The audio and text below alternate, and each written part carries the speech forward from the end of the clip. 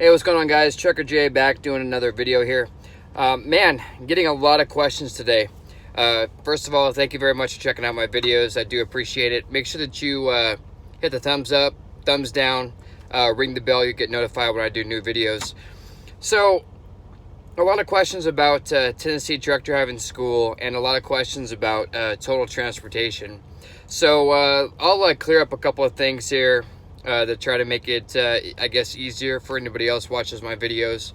So, when you finish up school, actually when you get to school, they're gonna, run through and tell you a couple different companies you can go and work for. The one that I picked was Total Transportation. I did a lot of research. I checked in to quite a few companies before I got back out here on the road. I've been out on the road now for almost 6 months. I finished my school at Tennessee Truck Driving School back in November of last year. It's 2019 now, so 2018 is when it was that I finished. I did my orientation the first part of December, which I believe was about a week long. You do get paid $90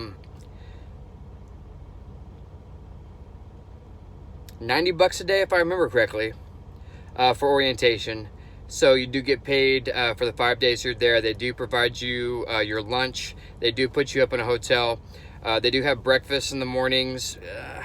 It's not necessarily the best breakfast. It's basically cold cereal, muffins, things like that. But they do provide lunch, and then of course dinner is on your own too. You gotta, figure out your own dinner.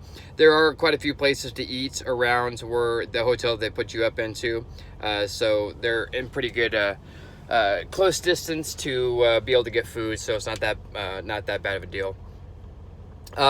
They do the hiring process at the end of the week. So depending on how many people are in there, when I went, I think there was like 35 of us. So there's quite a few.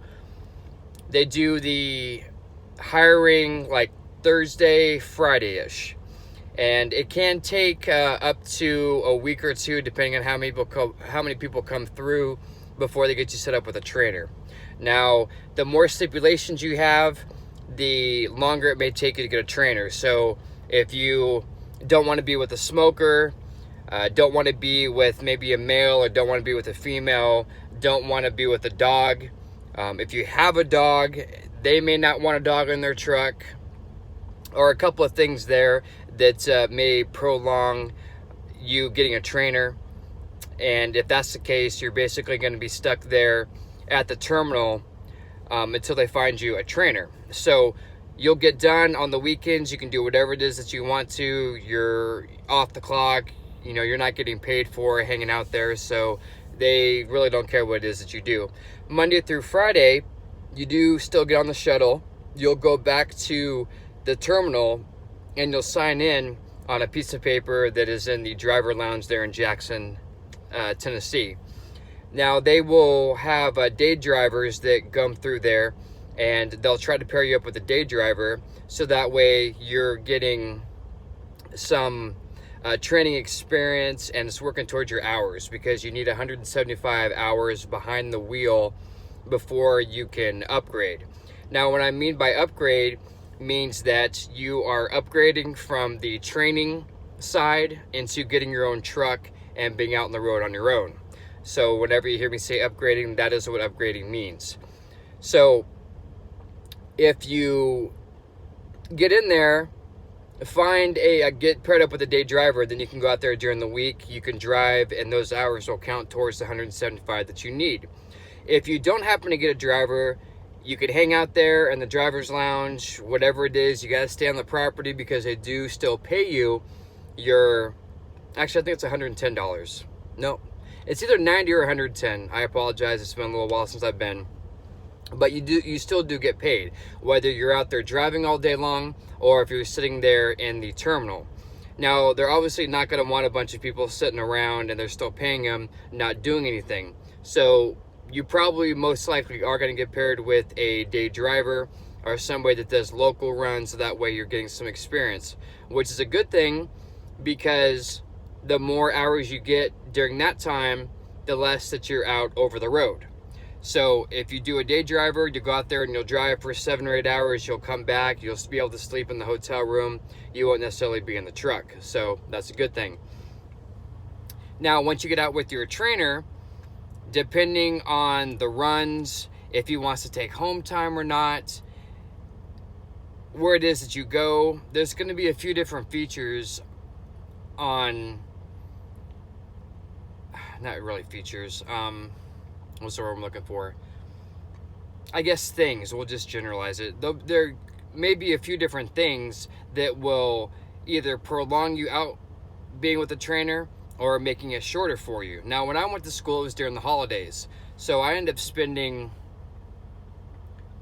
man, I'm going to say almost 2 months out there with my trainer. December, January, February, yeah, because I upgraded like the first week of February, I think is what it was. So with the holidays there, my trainer wanted to go home for a week. So I spent like a week in the hotel. He was in Atlanta. So instead of me going home, I stayed out with him. He went to do his home time. I stayed in the hotel, but I still got paid for it. Now, I did have the opportunity to go home myself, but then I wouldn't have got paid for it. So me being a thinker and wanting money, I went out there with my trainer, sat in the hotel room. They paid for it, and I got paid. So that was awesome. You'll go out there with your trainer. You'll do all different kinds of scenarios. You'll drive in mountainous terrain, rain, sunshine, all the different weather conditions and the driving conditions that they can think of, you're going to go out there and drive in. Now, when I went, it was during the cold months. There was some snow. Depending on when it is you go, obviously if it's summer, you're not going to drive in snowy conditions, so you don't have to worry about that. But that's what they're going to do. They're going to have a book. He's going to fill it out every week. He's going to grade you on your driving. If you're getting better, he's going to practice you on your backing. You need 175 hours of driving behind the wheel, and you need 10 hours of backing practice before you can upgrade. Once all that is completed, you'll go back to the terminal and you'll do kind of like a little test. You'll do the pre-trip inspection of the vehicle, the trailer, the truck, coupling, uncoupling, hooking to the trailer, unhooking from the trailer, and you'll do your backing maneuvers. And he'll also take you around for a few miles just to make sure that he knows that you can drive safely, obey the laws, and you can pass. Once you do all of that stuff, then he'll sign off, and then you'll get your own truck, and you'll be out on the road on yourself. Now, you do have the opportunity to take some home time when you get done with that upgrade test. You can go home for, I think, 3 or 4 days or so if you want to. Then you'll come back and you'll get your truck. Now, most of the trucks at the time that I went were actually at another terminal in Loudon, Tennessee. So that's where a lot of people from Jackson, Mississippi had to go to get their trucks. So again, there was a waiting around for a couple of days to find somebody that was heading that direction so they could catch a ride with. So again, you may have to wait for a few more days before they can get you a truck. So it all depends on how many people are coming through, how many trucks are available, and things of that nature. Now, my recruiter said that, oh yeah, it's going to be 3 weeks, you'll be done, you'll be good to go, you'll be out on the road. That's not true, that's not the case. It took me over 2 months before I finally got my own truck and I was driving and I was getting the mileage pay. So just keep that in mind when you guys are finishing up school, you're going to Total Transportation, doing the orientation and everything. It may not be 3 weeks. It may take you 2-3 months. But the good thing about that, though, is while you're in training status, you do get paid that flat rate every single day. So you don't have to worry as much as far as not getting paid. At least you're getting paid for it. So that's a pretty good deal there. Now, when you are in orientation, it's a Monday through Friday. I think you guys get there, I think it's like 6 or 7 o'clock the first day or two. They're going to go ahead and do the drug testing, your DOT testing, all of that kind of stuff. And then you'll come back, you'll fill out some more paperwork. And then they have like classroom schedules set up for the rest of the week on how to drive properly, how to look out for this, look out for that. Basic classroom type classes of what you're going to be doing during that week of orientation. They do a physical. The physical is pretty simple and easy. Now you're gonna go do a DOT physical. He's gonna check your eyes, your heart rate, all that other kind of stuff. But Total Transportation has their own physical that they do there. You're gonna have a milk crate full of chains. You're gonna walk back and forth from the dock that's there in Mississippi. You're going to lift up, crouch down with it. You're going to crouch down up underneath a platform to simulate you going underneath the trailer and checking it out. You're going to climb up onto the platform, which is going to simulate you climbing inside of the trailer to check the load, secure the load with the straps or whatever, and you're going to climb back down from that. They also have a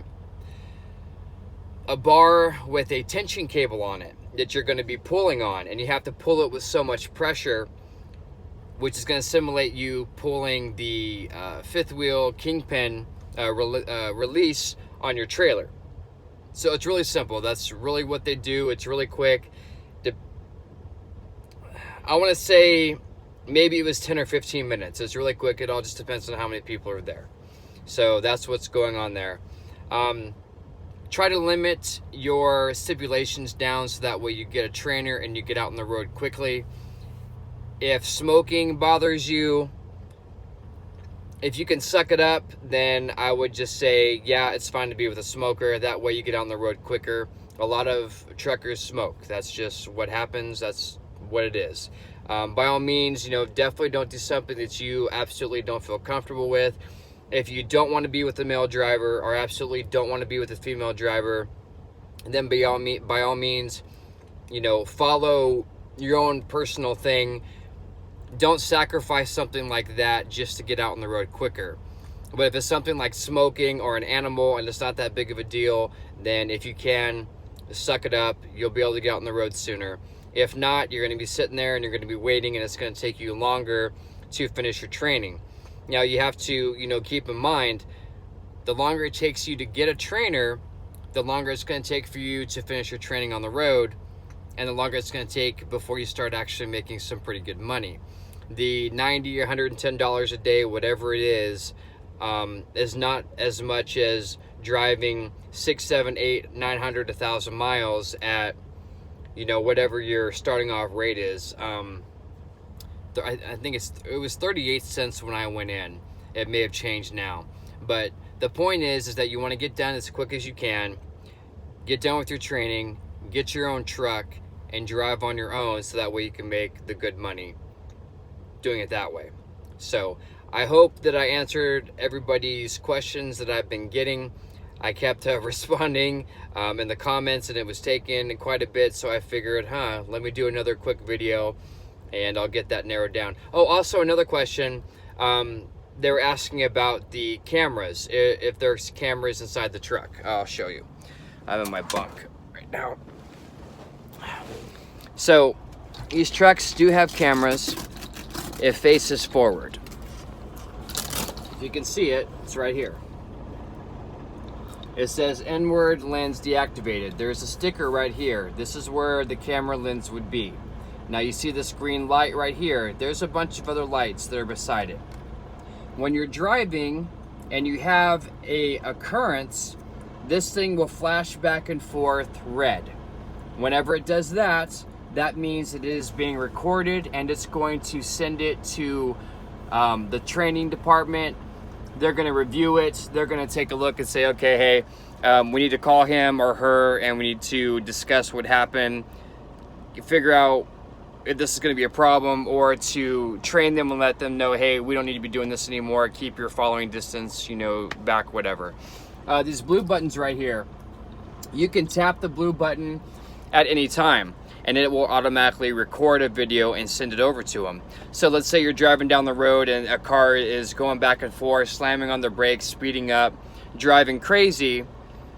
It's good for you to hit that button, and it sends them a video saying, hey, look, this guy is driving erratically. In case something happens, you have proof that, hey, look, this is how the guy was driving. So if you're behind them, even if you back up and they slam on their brakes, you may not be able to move out of the way. You may hit them. It may cause an issue. That is CYA, cover your ass. I have a video camera myself. I got this on my own. It's a dash cam. It's a Ram McNally 500. I do have a YouTube video about that. This is another way for me to cover my rear end. In case something happens, I've got this camera. A lot of times when I'm parked in these truck stops, as you can see some of the vehicles here, drivers get really crazy. So somebody hits my truck, scrapes it, bumps into it, it may not be enough for this camera to trigger and start recording it. But I have my own video here for my record. Same thing if I get into an accident, I've got that. It's another CYA cover my ass kind of a thing that I've got going on too. So that is what the camera is. It does not face forward. When that thing scrolls back and forth red, it does record the interior audio of the truck. Now some people will say, oh, well, that's evasive and it's a privacy thing and blah, blah, blah, blah.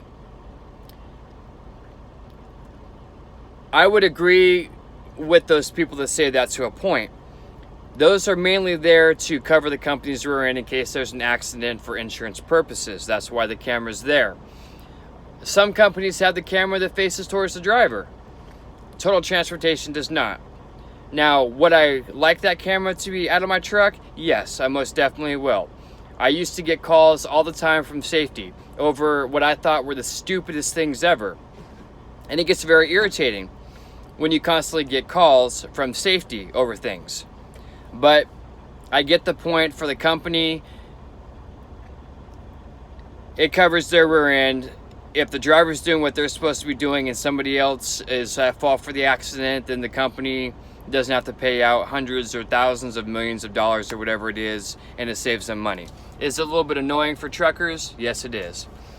I would love to not have that camera in my truck. I got my own camera. In case something happens, it's recorded and I'd be good to go. But I don't have that choice. If you want to work for Total Transportation, whether you are a company driver or whether you lease, operate, like you lease a truck through Total Transportation, that camera is going to be in there.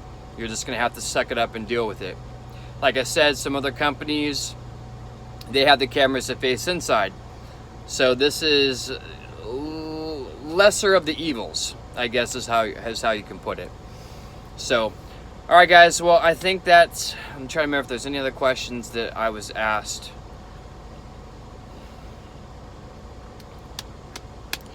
Oh, Total Transportation is not a forced dispatch company.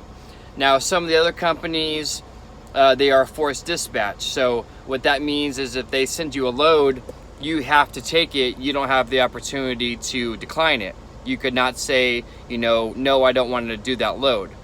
Now, there's a couple of places that I don't personally like to go. I don't like to go to New Jersey. I don't like to go to New York. If I ever get something that comes across asking me to go there, I say no, because I don't want to do it. Now, if it's the New York on like the top left corner, it's not over there by, like New York City, New York, then it's fine. I don't mind it. It's just traffic is way too crazy up there, and it takes me a while to get out the 3 times that I've gone up there. So I don't like to go there. I don't like to go to New Jersey. It's not forced dispatch. I can tell them no if I do not want to go there, and it is not something that you will get fired over. Now, I will say this though, if you're constantly declining loads, then don't be surprised when your fleet manager stops giving you a bunch of loads, because you're not doing him a favor. Why is he going to do you a favor? So you're not going to be making 3,000 plus miles if you're constantly declining loads. It's not going to work out. So keep that in mind. Trying to show you guys on the Qualcomm here. So this is the driver tech.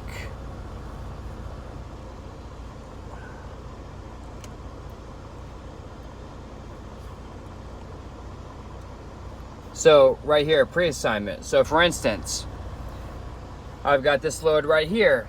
It tells me it's picking up in Loudon, Tennessee, and it's going to Pensacola, Florida. I can accept it or I can decline it. So if I don't want to go on this run, I just hit decline. They will not automatically give me this load unless I request to go on the load. So companies that don't have forced dispatch, it's a nice thing. It gives you more options and more leeway as far as where it is you want to go. what else are some good comparisons with companies? Speed governors.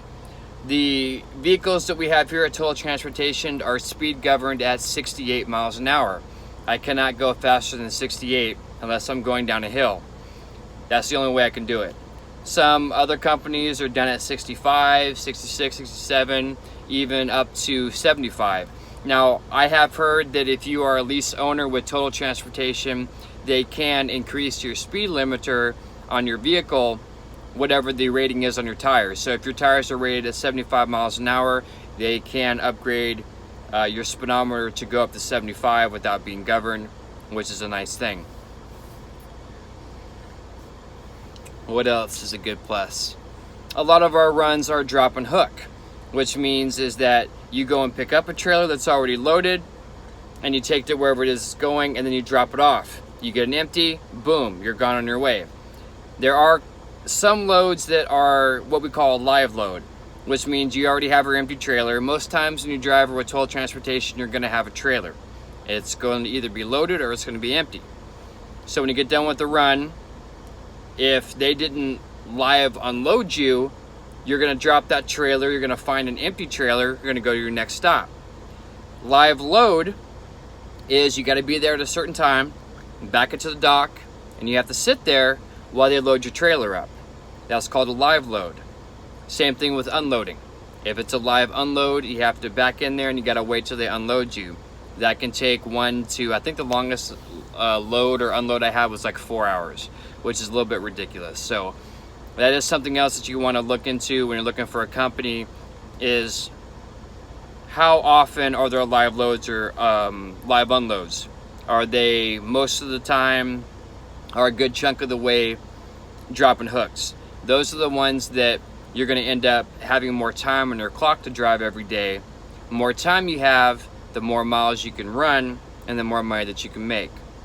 So keep that in mind. So just a couple of things to keep in mind when you're looking at companies. Do they have a camera? Is it forward facing? Do they have force dispatch? What the speed governor is? And also, how decent or nice is the equipment? I have a 2019 Freightliner Cascadia. Now, chances are when you get done with training and your orientation and your upgrading, you're not going to get a brand new truck. You're going to get a 2015, a 2016. That way they can see that you know how to drive it. You're not going to get into wrecks. You're not going to smash it. Things of that nature. So don't be expecting a brand new truck right out the gate. 98% chance sure it's not going to happen. But you run the miles, you don't take a lot of time off, you get there on time, you don't do any damage. After a couple of months, 3 months or so, you proved yourself, they'll find you in your truck. That's what happened with me. So just a couple of extra pointers in there. I think that's all that I can think of now. But anyways, if you guys again have any questions, don't forget to comment down below. Thumbs up, thumbs down. Tell me if I'm doing a good job. Tell me if I suck. I really don't care. Either way, just interact with the video. You're not going to hurt my feelings. You're really not. I did 4 years in the Air Force. I've seen some crap. I'm the oldest of 5 brothers. My father was a Special Forces commander. I'm used to getting yelled at. It's not going to hurt my feelings at all. So just interact with the video. Either way, I would greatly appreciate it. If you want to get notified when I do new videos, ring the bell and you will get notified whenever I put a new video out. So, all right guys, I'm in Nashville, Tennessee. I'm hanging out, I'm chilling, watching the NFL draft going on, which is actually 3 miles that direction. So if you guys have any other questions, comments, please don't feel free to ask me and I will try to get back with them as soon as I can. So you guys look out for yourself and others. And until next video, Trucker J is out.